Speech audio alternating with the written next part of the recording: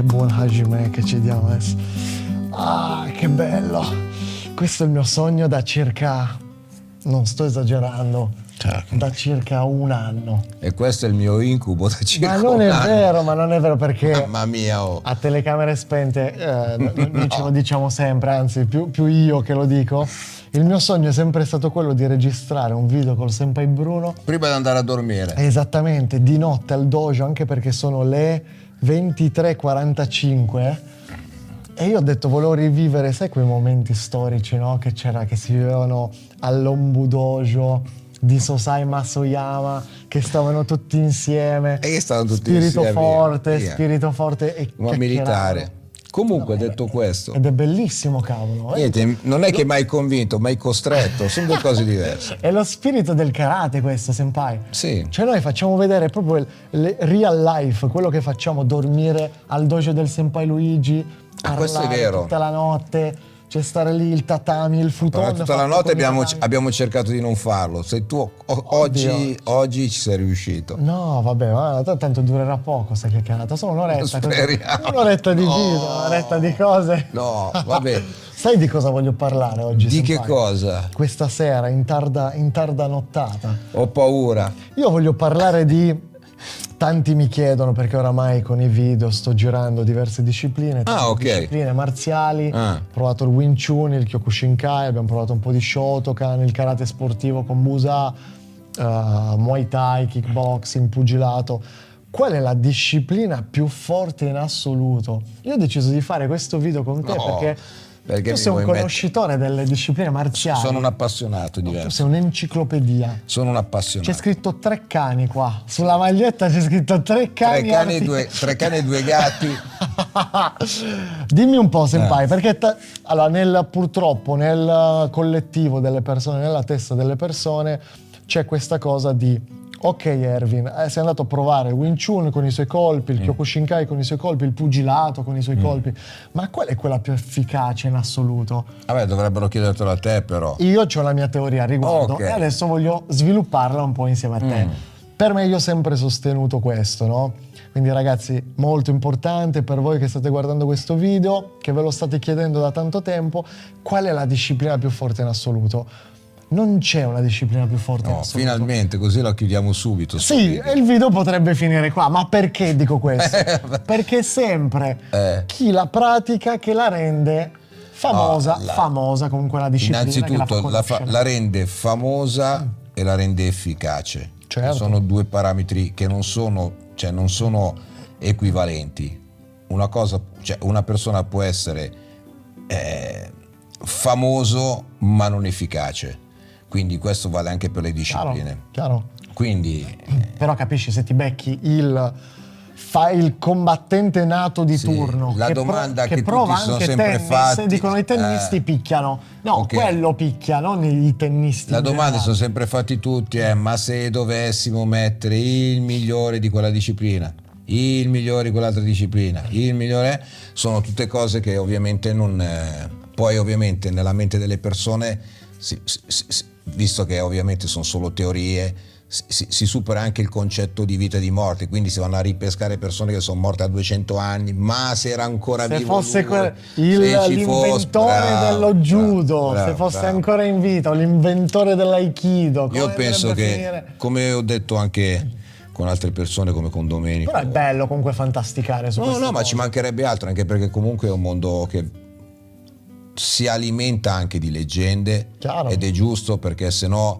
io credo che difficilmente, a parte i pochi campioni che sono veramente pochi, che arrivano ad avere successo e fama, e i professionisti anche i soldi, cioè vivere di quello per la maggioranza delle persone sarebbe veramente quasi inutile sopportare le fatiche della pratica, qualsiasi essa sia. Quindi devi avere comunque quel sogno da realizzare, che per alcuni è Certo. la pace interiore se fanno discipline interne piuttosto che anche esterne, per altri è migliorare la propria condizione fisica, essere più performanti, Certo. imparare a difendersi. Cioè, Ognuno c'ha un punto di arrivo magari diverso con la stessa disciplina. È come una croce, cioè nel senso è come se sono varie strade che tutte vogliono raggiungere un obiettivo. Il problema è che ognuno lo raggiunge con i propri mezzi, con i propri percorsi e spesso capita che proprio gli obiettivi sono diversi. Chiaro, Quindi giusto. è difficile, come abbiamo sempre detto, è difficile veramente fare queste comparazioni. Anche perché bisogna tenere in considerazione anche un'altra cosa. Tante discipline nascono e sono state sviluppate in modo tale da essere rese sportive.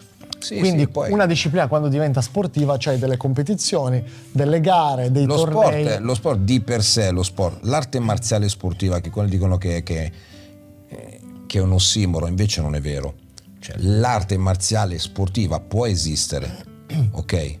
Perché sennò a quel punto non le chiamiamo più neanche sport da combattimento, perché la natura umana non dobbiamo combattere. Detto Chiaro. questo, la questione è, nel momento in cui tu fai qualcosa di sportivo, prevede che non ci sia un morto, perché sennò sarebbe sportivo anche fare il duello con le armi da fuoco. Certo. Il problema è che Però c'è da dire anche che tante discipline marziali nascono in un periodo storico in È cui il c'è la contesto. guerra. È il In cui c'è la contesto. guerra e dovevi difenderti, uccidere le persone tutte le per arti salvarti la marziali nascono in origine per essere efficaci sul campo di battaglia. Vengono praticate non da contadini, come raccontano le leggende, non da pescatori, cioè vengono praticate da chi la guerra la deve fare. Certo. Quindi i soldati delle varie epoche, cioè io non ho mai sentito contadini del Medioevo italiano che padroneggiavano l'uso della spada. No. Lo facevano i cavalieri. Magari picchiava con la zappa. Sì, si potevano Cioè, picchiare a quello. zappate, a cipponate, a coltellate, ovviamente. Chiaro. Però il concetto è che le arti marziali nascono per la guerra e nascono per chi la guerra la fa di mestiere. Ovvio. Ok, quindi anche la leggenda che raccontano di arti marziali nate fra contadini, sviluppate alla sera. Cioè, il contadino zappa la terra, quando arriva a casa la sera è già stanco di essere al mondo, cioè. E questo in tutte le epoche, quindi. Però mi viene in mente anche un'altra cosa. Dica. Magari ai tempi un contadino era forgiato comunque ad essere, non dico un guerriero, però quantomeno nella forza. No, fisicamente. Nella forza fisica. No, sono discorsi A diversi. me vengono in però. mente i miei amici campagnoli in Romania. sì, ma anche cioè, qui, tu li cioè, vedi, no. è gente che non. Ma per quello ti sto Però dicendo. minchia, c'hanno delle mani, delle padelle. Però non è che sono persone, cioè la classe sociale dei contadini non nasce per addestrarsi alla guerra. No, chiaro. Poi si addestra alla guerra nel momento del bisogno, quando ci sono le rivoluzioni, quando ci sono. Ovviamente. Ok. Detto questo, però le arti marziali nascono per la guerra. Poi ovviamente cambiando il contesto sociale, cambiando il contesto storico, vengono trasformate e quindi bisogna trovare qualcosa per far sì che le persone la praticano, cioè dargli degli obiettivi. In Giappone, se parliamo di Giappone, Sì. gli è stato dato l'obiettivo, tra virgolette, di crescita personale, quindi da jutsu sono trasformate in do, cioè gli hanno dato un qualcosa di, tra virgolette, spirituale che non avevano, cioè anche il concetto di Bushido, cioè come codice, non ha niente di antico, cioè viene dato dopo perché i samurai alla fine erano persone che dovevano addestrarsi per stare in battaglia nelle varie pratiche. Certo. Quindi le varie branchie dell'addestramento militare diventano arti. Quindi le donne usano una lancia che è la naginata, gli uomini usano l'arco, lo fanno a cavallo, come ho visto in un video di un maestro di Jujutsu che hai presentato, Sì. Michael. di Pinerolo, esatto. Sì. Quindi, ma questo non serve essere degli storici, cioè se uno rapporta tutto adesso è uguale. Cioè, adesso non ci sono le spade, nel senso la gente non combatte con le spade, combatte con le armi da fuoco. Chi padroneggia le armi da fuoco?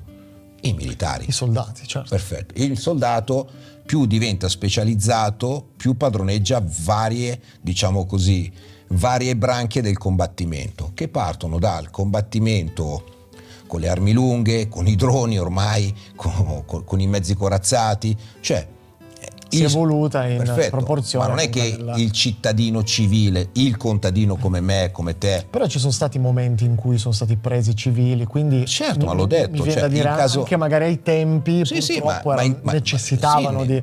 ovvio, quando non ci sono più soldati si va a prendere tutto, cioè ahimè la civiltà umana per distruggersi non ha limiti, nel senso ahimè anche le guerre moderne dimostrano che poi dei civili diventano soldati a loro scelta, certo, o costretti, però la realtà è quella. Però la disciplina, diciamo, moderna dell'uso delle armi da fuoco, che può essere fare il cecchino piuttosto che essere un addetto in un reparto con operazioni speciali, è fatta da militari, cioè da gente che lo fa di mestiere. I samurai, per tornare ancora ai samurai, erano soldati di mestiere. Poi ognuno c'ha la sua visione, se erano soldati di ventura, cioè pagati per fare quello che facevano, se lo facevano per uno spirito nobile, quello lì, sai, lasciamo le leggende, cioè nel senso ce la raccontiamo. Io, per me era... Perché le leggende cosa dicono a proposito dei samurai? Ma che c'avevano questo codice d'onore, cioè, ma sinceramente non so fino a che punto, t'ho detto, io non... Però vedendo, sai perché non mi sembra così tanto assurdo? Perché vedendo certe, ora senza entrare in cose politiche, religiose, eccetera, però ci sono persone che anche al giorno d'oggi fanno cose che a noi sembrano per religione magari, che uno dice... ma non sto dicendo che non credessero in quello che facevano, ci mancherebbe altro. Quindi la devozione, tra virgolette, gli estremisti sono sempre la devozione al Signore, arrivare al punto che ti togli la vita per rispetto, va bene tutto. Cioè, nella pratica, diciamo così, dei samurai, quello che chiamano noi harakiri, seppuku, cioè il suicidio rituale, prevedeva che oltre alla persona che si toglieva la vita sventrandosi, perché quello faceva, togliendo tutta la filosofia, c'era un assistente, un subalterno. Luigi, assistente è la parola dell'anno, sai che io me la devo fare la maglietta. La gente non capirà, ma Luigi lo sa, Luigi lo sa. No, spieghiamo. No. Bruno è stato reso l'assistente sono diventato l'assistente da una persona su un canale, che due commenti prima mi ha chiamato maestro, mi ha ringraziato perché ho citato la sua scuola, 2 commenti dopo sono diventato l'assistente. Detto questo, ma non è problema, almeno c'ho un lavoro. Ogni samurai aveva un suo attendente, allora mi chiamano così, che era quello che doveva tagliargli la testa.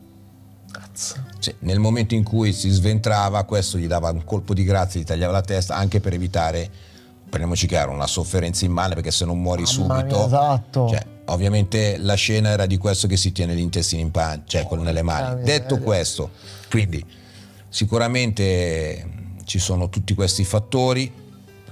Poi, come hai detto te giustamente, ognuno poi c'ha la sua, chiaro. C'ha la sua visione, e secondo uno, secondo l'altro, sei fanatico, non sei fanatico, è giusto che ci credi. Non lo so. Dipende dalla libera interpretazione di quello che magari ha letto i libri, ha letto... L'ho detto, a noi io ho la mia teoria al riguardo, senpai. Nei libri tanto si parla sempre delle gesta, tra virgolette, se chi ha scritto il libro, il protagonista della vicenda, raramente racconterà le cose brutte o le sconfitte, racconterà sempre le vittorie, quello che ha fatto, quello che è riuscito a fare. Solo. Bisogna tenere in considerazione questo, almeno per me. Quindi dico, leggo il libro di qualche personaggio famoso. Devi avere almeno la mente aperta a capire chi l'ha scritto, perché l'ha scritto e in che contesto l'ha scritto. Però l'ha scritto, se io devo scrivere un libro sul senpai Luigi, per dire, o su di te, ovviamente ci conosciamo, siete 2 persone che stimo, non scriverò mai cose in un libro, che vanno a denigrare quello che fate, quindi bisogna tenere in considerazione tenere in considerazione tenere la mente aperta e dire ok, può essere vero, come tante cose potrebbero noi dalla nostra, come cultura occidentale, definiamoci così,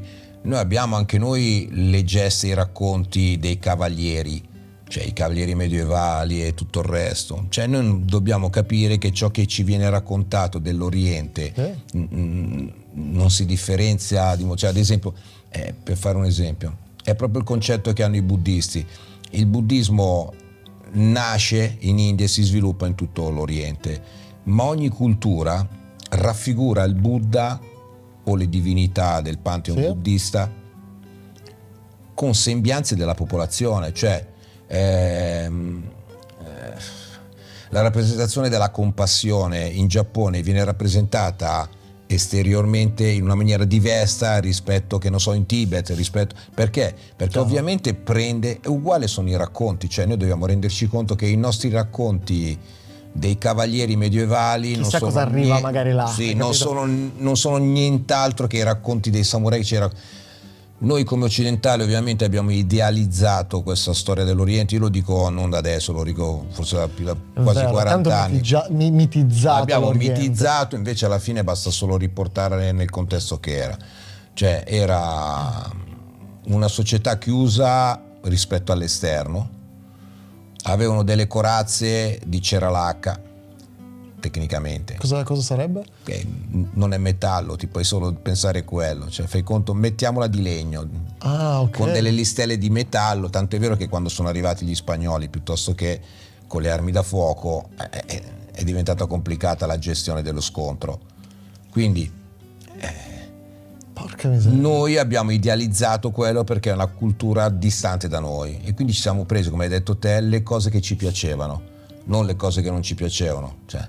Quindi per noi il Giappone abbiamo sempre questa idea che è un paese che funziona, perfetto. Poi se vai a vedere anche il Giappone moderno, non è che non esistono i senza tetto. No, chiaro. La società li accantona. Leggevo da qualche parte c'è un tasso di suicidio incredibile. Li accantona, non li fa vedere, come te quando butti la roba sotto il tappeto.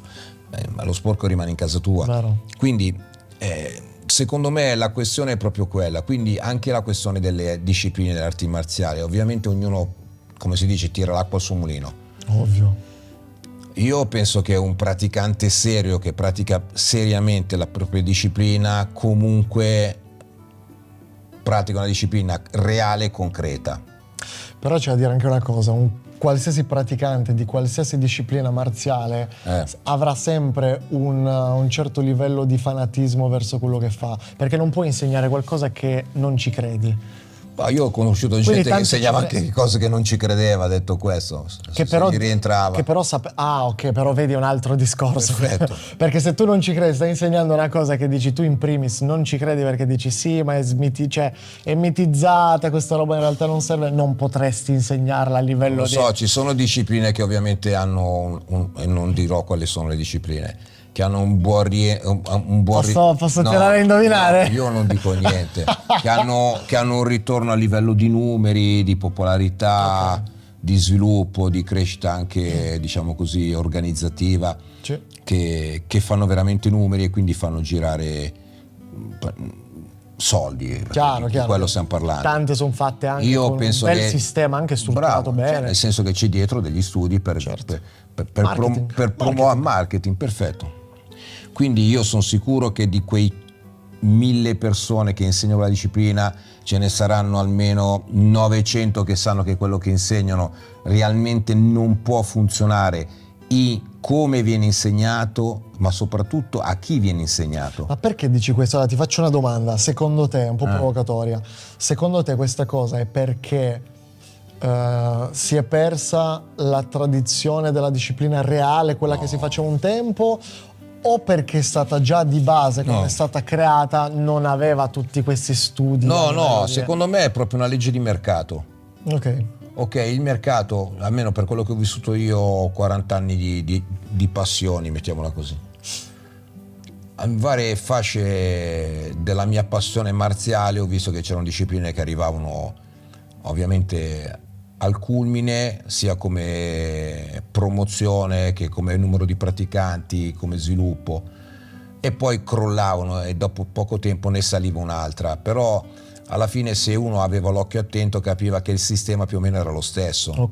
Cioè, quindi fare scalpore facendo pensare che sarebbe stata la disciplina ultima, cioè il miglior ritrovato, un po' come le armi, il miglior ritrovato della scienza, sapendo che poi fra 2 settimane ce ne sarebbe un altro di nuovo ritrovato. Sì, certo. E quindi riuscire a veicolare sta cosa verso le persone, gli appassionati cambiavano, quindi dicevano ma cazzo, adesso c'è questa disciplina che è meglio, ancora meglio, qua veramente si fanno male, qua veramente arriviamo a certi livelli, qua possiamo capire di fare delle cose, però alla fine le persone che hanno praticato seriamente sanno che quello che praticano, se lo praticano seriamente, perché poi se io scelgo di fare Tai Chi, penso, se io mi iscrivo a un corso di Tai Chi, penso che nella mia mente non c'è mai, ma neanche lontanamente, il pensiero che prima o poi diventerò un professionista di MMA. Però sai che ci sono leggevo certe cose, interpretazioni del Tai Chi che dicevano quello antico di Tai Chi, in realtà No, non sto dicendo, ci sono delle cose, delle non lo basi metto in di dubbio. combattimento. Io sicuramente è un'arte marziale. Ok. Boom, perfetto. Questo è quello che penso io, che non l'ho mai Certo, praticato. certo.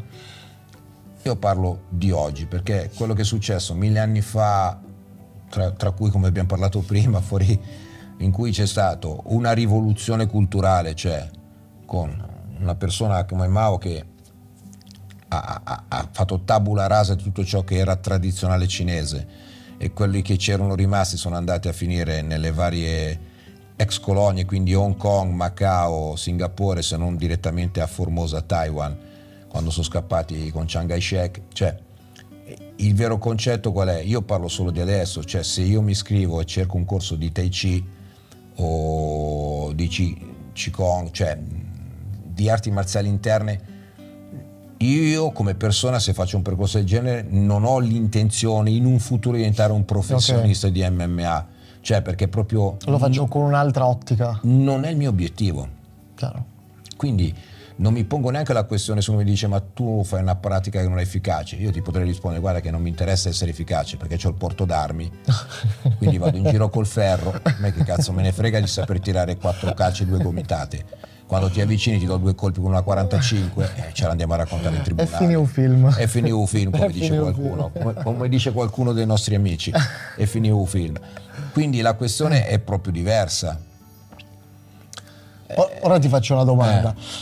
Abbiamo vissuto 2 periodi storici molto particolari in cui questa cosa del ricercare la disciplina suprema ha prevalso, no? Cioè nel senso che si chiedeva talmente tanto, c'era talmente tanta richiesta che poi è stata resa comunque anche business questo Sì, ma concetto. sicuramente. L'ultima è stata appunto quella nell'MMA, le Mixed Martial Arts, che nasce con la UFC, dove si è visto poi alla fine vittorioso, è uscito vittorioso un atleta di Brazilian Jiu-Jitsu della famiglia di Gracie. Non voglio entrare nei meriti adesso perché so che c'è anche una cosa, quasi un complotto No, io su attorno a queste questa cose, cosa. davvero, io su queste cose. Ascolta il mio ragionamento. Ok. Questa è stata l'ultima degli eventi storici importanti.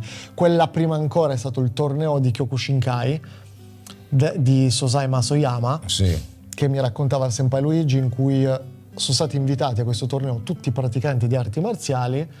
Sì, parecchi praticanti di varie discipline sono stati invitati. Esattamente. Ecco, prima di Combattendo però con un regolamento Kyokushin.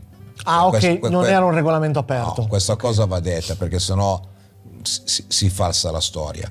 Cioè, Sosai nel 72 vede il Giappone perdere i mondiali di karate, che non era di stile, Ok. senza contatto. Ovviamente per questo affronto dice: quello non è karate perché non c'è contatto, a Parigi mi pare, sì.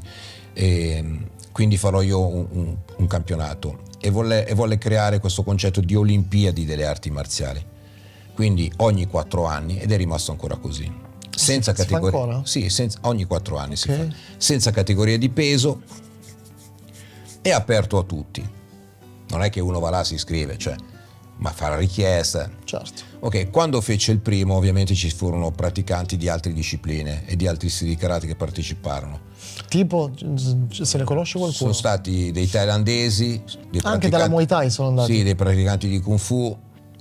C'è il video comunque Sì. in bianco So che e c'è un nero. bel documentario, Sì. però non l'ho ancora visto, cavolo. Praticanti che venivano, ovviamente, che ancora non facevano Kyokushin, alcuni facevano altri stili di karate e poi sono passati al Kyokushin. Comunque il regolamento era Kyokushin, Ok. cioè, quindi tutti Niente combattevano pugni al viso. col regolamento deciso da Sosai. Ok. Quindi questo è il contesto, e la sua idea era appunto quella: dimostrare che i giapponesi erano ancora i migliori nella disciplina giapponese, che Certo. poi nasce ad Okinawa, però il concetto, per farci capire. Da lì più avanti ci sono sempre stati eventi più o meno famoso, più o meno locali, di combattimenti fra discipline, perché le domande che ci facciamo noi sono le stesse domande che si facevano 2000 anni fa, se 2000 anni fa c'era ancora E poi è qualcosa. istintivo nel nostro cervello. Perché è istintivo nell'essere sì. umano dire chi è il più forte. E quindi se uno pensa che in un paese come la Cina c'erano i vari stili in base alla posizione geografica e poi all'interno delle stesse città in base alle varie famiglie, ovviamente fra di loro c'erano degli scontri. Chiaro. Poi C'è qualche periodo, c'è qualche evento particolare, magari anche la cosa più storica è la rivolta dei boxer. La rivolta dei boxer parla appunto di questa rivolta di scuole di Kung Fu, ovviamente raccontata così, poi nella realtà chi cazzo lo può sapere, ovviamente, sì. che si ribellano. Però aspetta, e appunto prima del scendono torneo di Kyokushin? molto prima. Quindi di che anno si parla Adesso più o meno? dovrei guardare sul telefono. 1600. Non lo so, se tu scrivi rivolta dei boxer verrà fuori. Ah, c'è proprio scritto, ci sono gli articoli. È una cosa storica, non è che...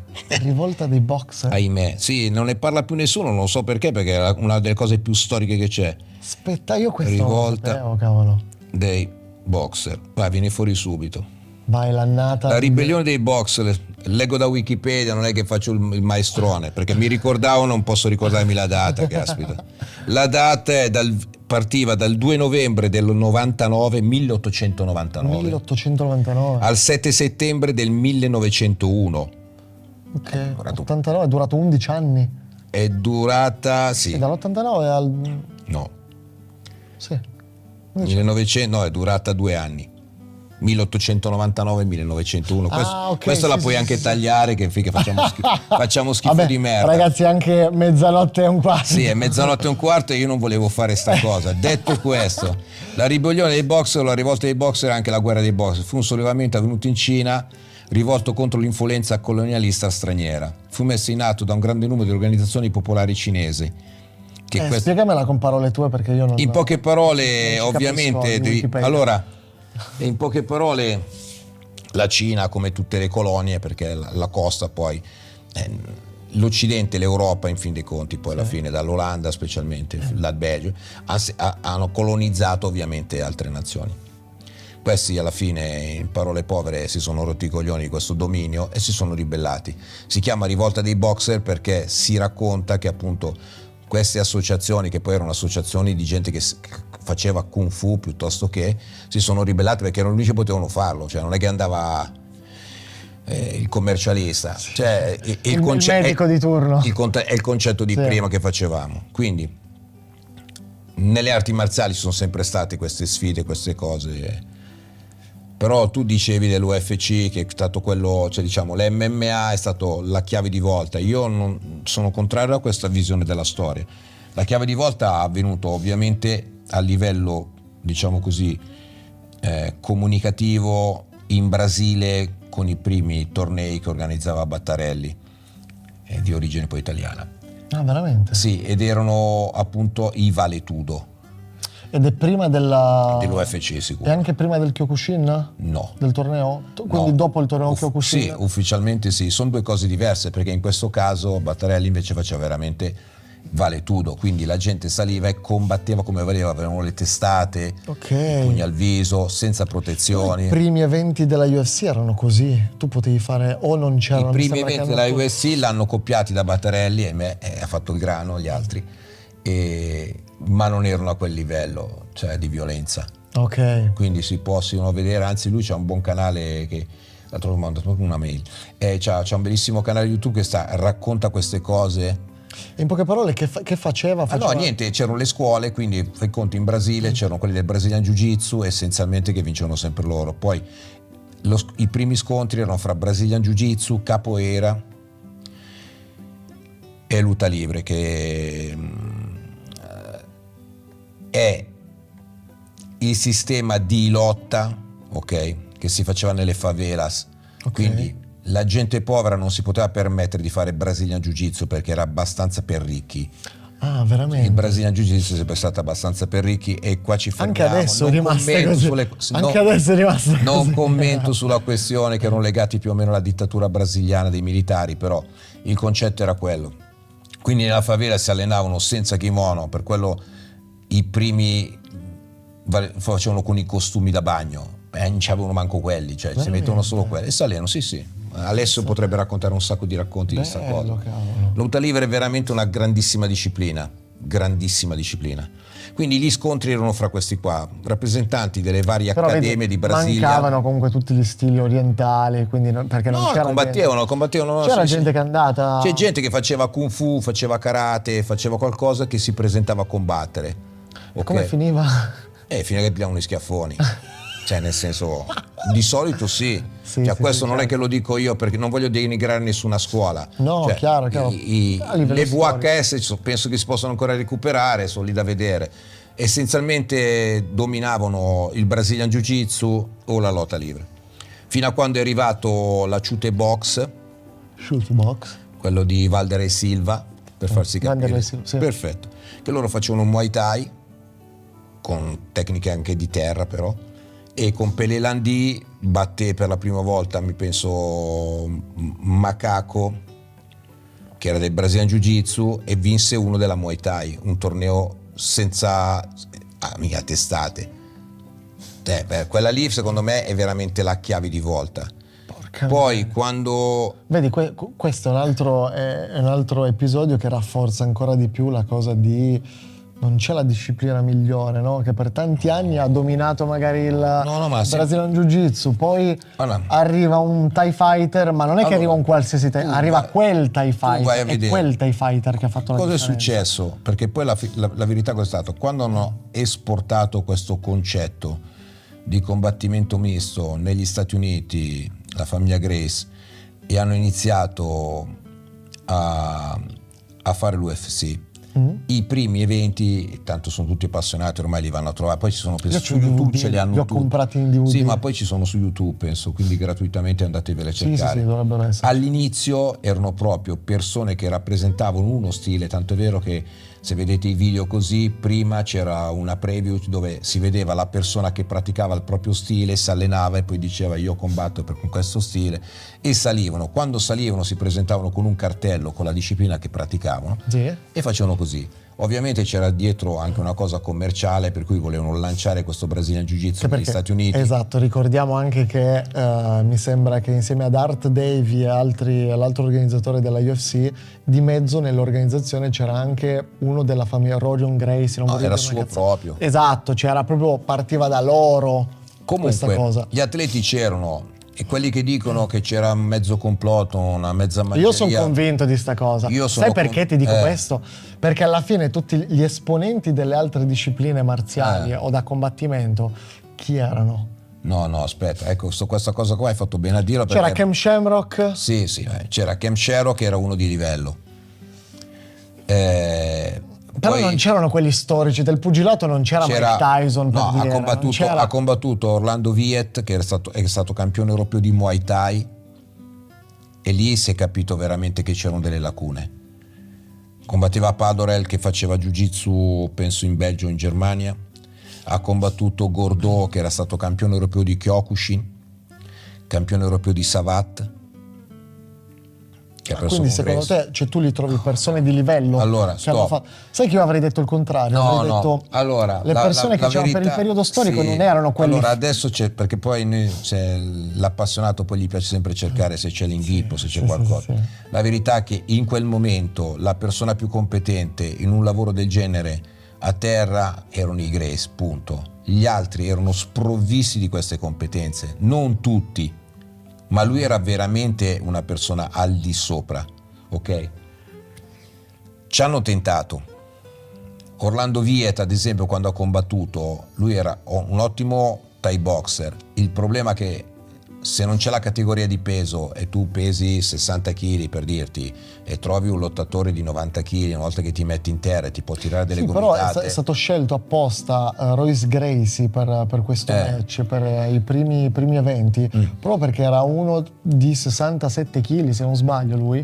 Dovevano dimostrare che la persona... Ha dimostrato che una persona di 60 kg, che tra l'altro era il più magrolino della famiglia, riusciva praticamente a piegare. Ma stiamo parlando gente. di uno comunque di un livello tecnico veramente elevato. Poi non lo so, io non sono un esperto di Brazilian Jiu-Jitsu, però quando perse con Walid in un torneo brasiliano di Brazilian Jiu-Jitsu, un campionato, è come se doveva vincere, fatti conto, È come se avesse perso la Juventus un campionato, una finale di Coppa dei Campioni del Real Madrid, cioè stiamo parlando che è stato un evento che ne hanno parlato le riviste di arti marziali di tutto il mondo, perché nessuno aveva mai finalizzato o soffocato lui. Quindi sai, adesso è arrivato poi più avanti un giapponese, se non sbaglio, Sakuraba, che ci ha provato, non so, sì, Sakuraba ha distrutto gli anti-Gracie, Grace Hunter, il cacciatore di Grace, che li ha distrutti tutti quanti della famiglia, cazzo. Però ti sto dicendo, sono dovuto arrivare a un certo punto. Sakuraba non arrivava dal Brazilian Jiu-Jitsu, vero?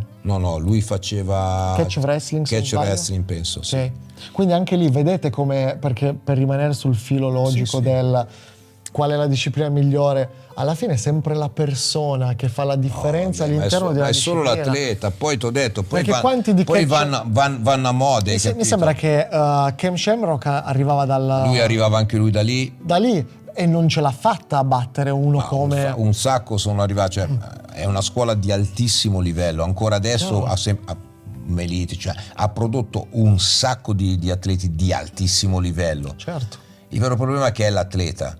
Poi ti ripeto, secondo me i primi UFC non erano taroccati. Ovviamente poi c'erano anche dei personaggi che non avevano queste competenze, però stiamo parlando che era aperto, tu pratichi, e non voglio offendere, pratichi Wing Chun come ci sono state delle cose, o pratichi Jeet Kune Do, ti presenti per combattere l'UFC e loro vieni su, cioè poi fai una brutta figura, fai una bella figura, cioè. Certo. Ci sono atleti come non mi ricordo più come si chiama, The Pit.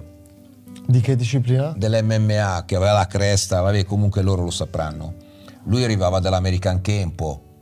Però ti sto dicendo, il problema cos'è? Che arrivati dopo i primi eventi, ovviamente gli atleti hanno capito che dovevano fare un percorso diverso. Bravo. Allora, se iniziamo a capire questo concetto, cade tutto il discorso di prima. Quindi non ci può essere una disciplina, ma nel momento in cui il livello è così alto, le discipline si equivalgono e quello che fa la differenza è per forza l'atleta, e quella è la risposta che dà la risposta definitiva a tutto, perché l'evento più misto che si poteva creare fra atleti diversi di alto livello ha dimostrato che nel momento in cui tutti gli atleti hanno delle skill prese anche da altre discipline, certo, possono competere, alla fine il livello è solo quello. Cioè un GSP che è stato secondo me la più grande icona dell'UFC che abbia mai avuto per competenze tecniche, presenza. Lui arrivava dal karate. Lui ha fatto karate Kyokushinkai, cioè, ma non è che lui ha vinto perché faceva karate Kyokushinkai, ha vinto perché era un ottimo lottatore di libera, aveva fatto buon Brazilian Jiu-Jitsu e in più ha capito bene, era una macchina da guerra, cioè è un puro atleta, cioè uno che si allena in maniera così meticolosa per arrivare a quei livelli, e quando arrivi lì c'è solo quella di strada. Non ce ne sono altre. Io ho voluto fare questo video anche perché tanti, no? Ogni disciplina che faccio. Comunque, allora ripeto sempre, perché poi a me c'ho molti più hater io di Luigi. Detto questo, la questione è, quando io parlo per esperienze mie personali, non perché lo Spirito Santo mi ha detto qualcosa. Quindi ovviamente potete non essere d'accordo. Io non è che mi offendo anche se me lo dite, ovviamente con i dovuti modi, perché sono abbastanza educato. Però la questione è proprio quella, cioè queste chiacchierate nascono, a parte potrei dire a mia insaputa, perché se è mezzanotte qualcosa ancora questo non mi fa andare a dormire, ho già preparato il letto. Abbiamo quasi finito, senpai, tranquillo. Quindi la questione qual è? È una chiacchierata. Certo. A qualcuno fa piacere ascoltarla, una puntata bene. Podcast questa. A qualcuno non fa piacere ascoltarla, ma non ci sono problemi. Ma non guardate. Mangeremo domani mattina, facciamo colazione, domani mattina dobbiamo alzare per allenarci. Certo. Quindi sempre così. Grande festa. Perché ti dicevo questo, senpai? Perché ho voluto fare questo discorso perché qualsiasi disciplina vado a provare, la gente vede quella disciplina e dice: ah, ma voglio vedere se quella tecnica, se arriva un pugile tira un pugno, voglio vedere se è uno di Kyokushin, sì, ok, loro per rompere le mani, sì, ma un pugile ti distrugge. La gente non ha bene in mente il soggetto. Tu quando pensi a un pugile chi, io oramai è un po' di video che la ribadisco, sta cosa, spero che entri nella testa delle persone. Se tu mi dici un pugile arriva, ok, chi è? Mike Tyson, Floyd Mayweather e Canelo Alvarez, allora quello ti posso dire certo, ma perché l'elite di quella disciplina, una macchina da guerra, un talento puro. Però se prendi un pugile può essere, per un pugile voi intendete vostro cugino che si allena in palestra di pugilato. Innanzitutto chiariamo questa cosa così, qua no? ti ringrazio solo per questo ti ringrazio che mi hai tenuto sveglio fino adesso. Allora, iniziamo a Abbiamo un po' di drammi da tirare fuori. chi va in una palestra di pugilato, Non è un ok, pugile. se è iscritto e si allena, non è un cazzo di pugile, è una persona che si allena in una disciplina che si chiama pugilato. Per essere un pugile devi vivere da pugile, quindi devi essere uno che combatte, possibilmente ti devono pagare per farlo, Certo. cazzo. E vivi da pugile, cioè il pugile non è uno sport, il pugile è una persona che fa il pugilato, che non è allenarsi in palestra, è uno che fa gli incontri, che fa il peso, che fa i sacrifici del pugile, che spera che con quella cosa lì ci mantiene famiglia, se c'è famiglia ci mantiene lui o comunque ci mantiene i suoi vizi, se no non è pugilato. A me, cioè, sì, nella mente delle persone sempre, okay, a me sta cosa c'è qua sempre del questa pugilato, cosa. so Ma voglio vedere un pugile. Kyokushin che non c'è i colpi al viso contro un pugile. Sì, ma un momento, che il pugile allora, se tu prendi il senpai Luigi e poi prendi tuo cugino che fa pugilato.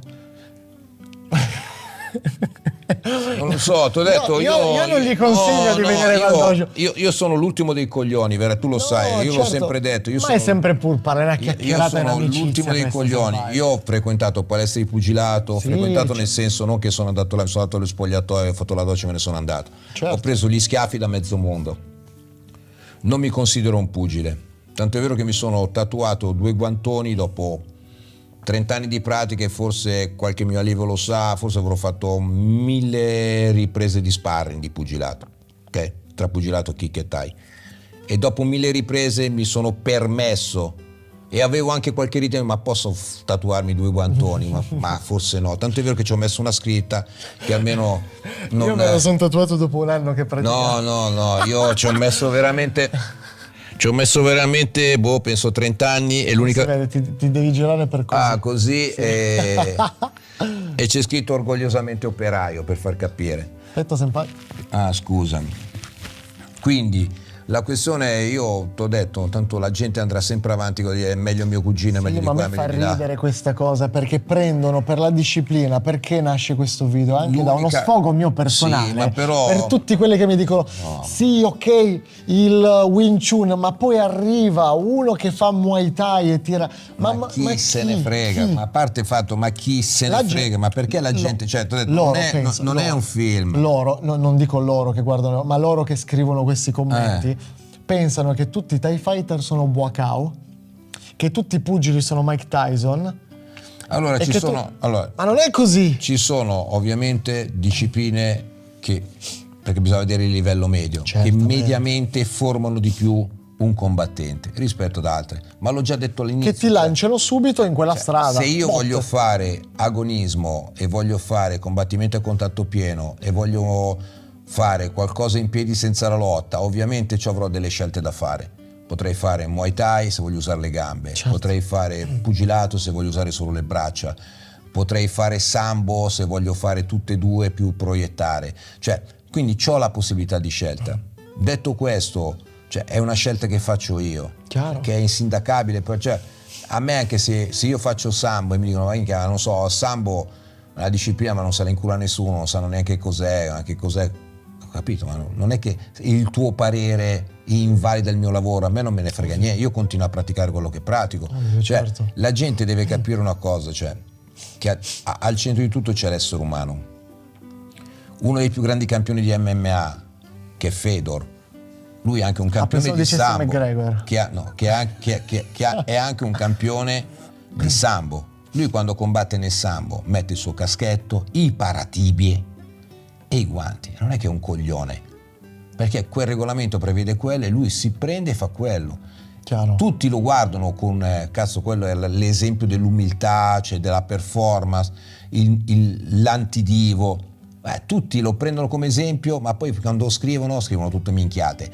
Cioè, se prendi per esempio un atleta e devi prendere per esempio la totalità dell'atleta, non solo le sue capacità tecniche, devi vedere anche com'è come persona. Se il mio esempio è Fedor, io non posso denigrare te o denigrare un'altra disciplina marziale. C'ho altro da pensare innanzitutto. Comunque ti ripeto, io sono contrario a queste cose qua, anche con Domenico l'abbiamo parlato parecchie volte, voleva fare dei contenuti cioè, nel senso che tanto non c'è fine, È divertente. Ma non lo so. Io mi sono divertito, adesso ti dico l'altra cosa. Io probabilmente perché ho 60 anni, l'ho sentito per così tanto tempo, alla fine come tutte le cose dopo un po' via.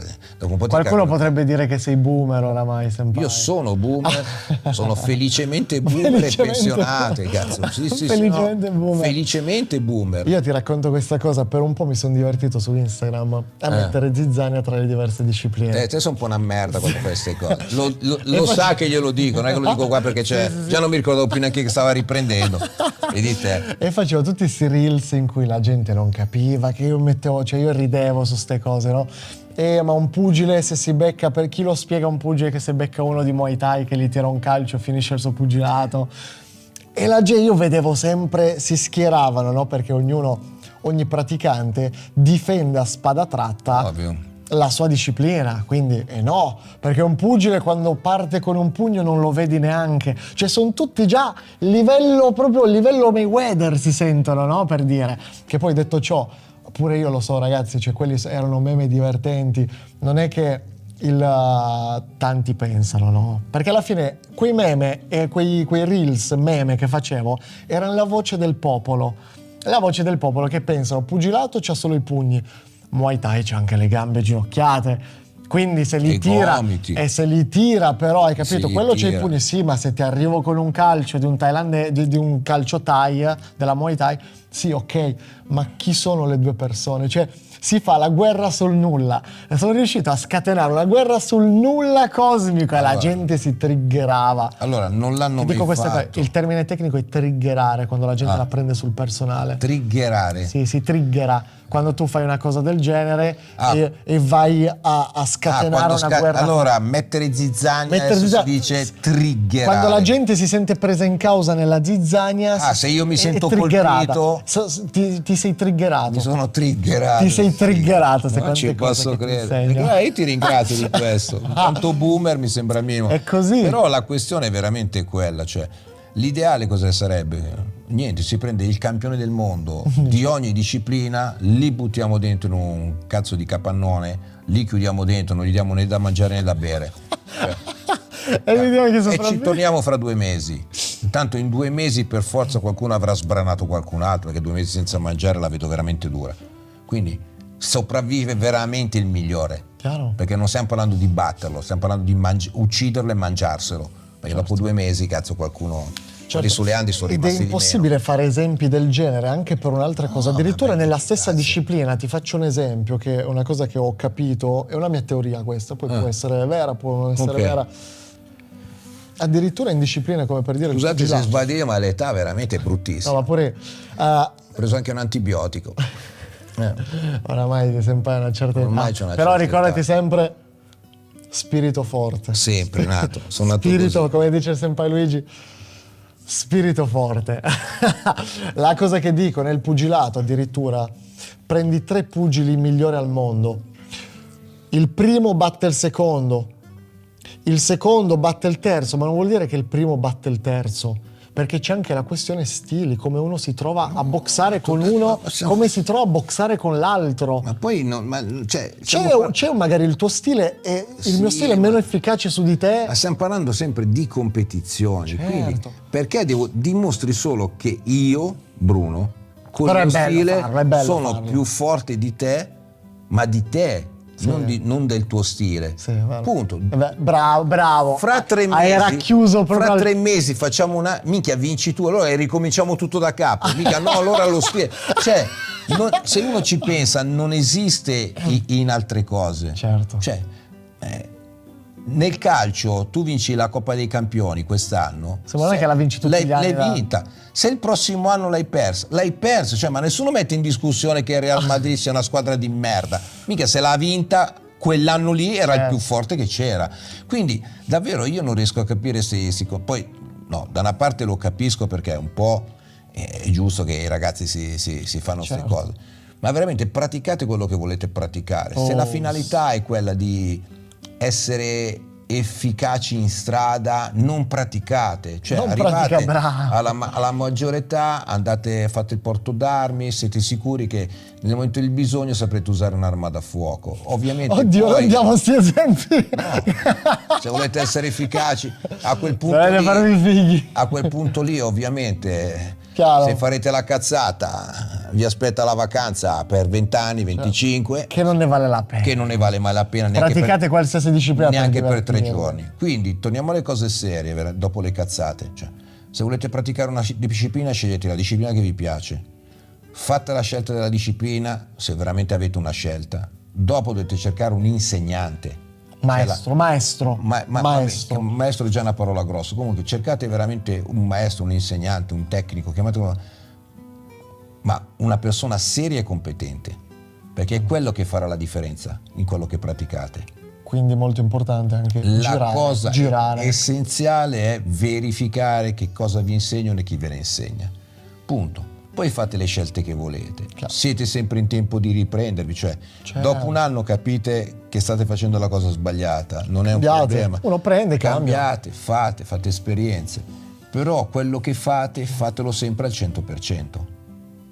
Perché è inutile che criticate una disciplina che avete praticato, come a me vedo in certi commenti, ho fatto 4 anni questo tipo di disciplina, non faccio i nomi, e ho capito che ho fatto una cazzata. Hai fatto una cazzata tu, perché probabilmente un'altra persona che pratica la stessa disciplina non sei tu. Chiaro. Cioè una persona veramente competente, capace. Quindi tu hai dedicato il 100% a quella disciplina? No. E allora basta, cioè, che cosa pretendi? Io non posso pensare di imparare a cucinare se non mi dedico a capire le regole della cucina, cioè le materie prime, le cotture, tutto il resto. Quindi è inutile che stiamo qua a diventare matto. L'ho già detto anche a me in un altro video, cioè è come la cucina, la gastronomia, cioè ci sono le cucine di tutto il mondo. Non è che c'è la migliore là. Una volta eravamo fuori a mangiare, ti ricordi quando siamo andati a vedere quella gara? Sì. E hai mangiato per la prima volta le lumache. Sì. Ovviamente a me non piacciono e anche a te non piacevano. Eravamo in 6. Ma non è che vuol dire che fanno schifo per gli altri 4 li hanno ordinati subito perché era il loro sogno poter mangiare ancora le lumache. Sì, è vero. Quindi questo dimostra che cosa? Dimostra solo che sono gusti personali. A me piace fare karate Kyokushin con Senpai Luigi, con un altro insegnante di Kyokushin io non lo farei mai. C'è poco da fare, cioè nel senso mi piace come lo insegna lui, come i miei senpai, cioè come senpai Simona mi insegna le tecniche, mi insegna i kata, a me piace lui, cioè mi piacciono loro, ok? E la disciplina che ovviamente insegno. Sempre la persona che fa la differenza. Poi, conclusione del video, è sempre la persona. Ho conosciuto altri insegnanti di Kyokushin, la risposta è sì, se non sono lì ci sarà un cazzo di motivo, cioè ma non è che il Kyokushin fa cacare oppure il Kyokushin è il top. No, gli insegnanti che io mi sono scelto, mi trovo bene e pratico questa disciplina. Punto, finisce. Voi cercatevi degli insegnanti di cui innanzitutto potete dare a loro in mano le vostre esistenze. Chiaro. Perché di quello stiamo parlando, ok? Quindi essenzialmente fate questa ricerca, che non è una ricerca facile, ma è una ricerca doverosa nei vostri confronti, per non poi dire ma cazzo. Perché posso dire una cosa, 10 anni fa non c'era il canale di Erwin su YouTube, adesso c'è il canale di Erwin su YouTube che vi porta la creme della creme di ogni disciplina. Non io comunque, Erwin ovviamente. che sta portando gli Airwingers, così ho chiamato la mia squadra di Avengers. Questo è un pazzo. Gli Airwingers che sono composti da Senpai Luigi, Senpai Bruno, Senpai Simone, Sifu Gianluca Fumarola e tanti altri che scoprirete piano piano. E noi, vi sto portando la crema quindi sapete già dove andare, avete una fortuna. mi dissocio, ragazzi. tipo mi dissocio da queste l'ultime affermazioni Detto ciò, senpai, del CEO il CEO degli sport da il combattimento, CEO degli sport da combattimento, che ha su una maglietta che voi non potete mai avere. Me lo son meritato, senpai, questo titolo? Sì, no, io da sempre, io l'ho sempre detto. Detto ciò, ragazzi, praticate il cazzo che volete. Che è luna di notte. È luna di notte, noi ce ne andiamo a dormire. Praticate per il piacere di praticare una disciplina, Sì. però l'importante è alzate il culo prima di dire quella tecnica, non Sì. alza il culo, vai a provare. Ti Poi piace bene, non ti piace? Se ok. non ti piace non farla. Se non ti piace, scrivi a Senpai Bruno e Senpai Sì, Bruno ti che indirizzerà verso la disciplina che fa per te. Ci vediamo al prossimo video, Senpai. Buonanotte, adesso faccio... No, buon Hajime a tutti. Ah, lui c'ha sta chiama il telefono e dice Hajime. Hajime. Pronto, chi è? Hajime. Hajime. Niente, io vado a dormire, ragazzi, è stato bello. E sa che peli, per fortuna. Figa. Col microfono dormi, Senpai. Ma no, è vero, cavolo.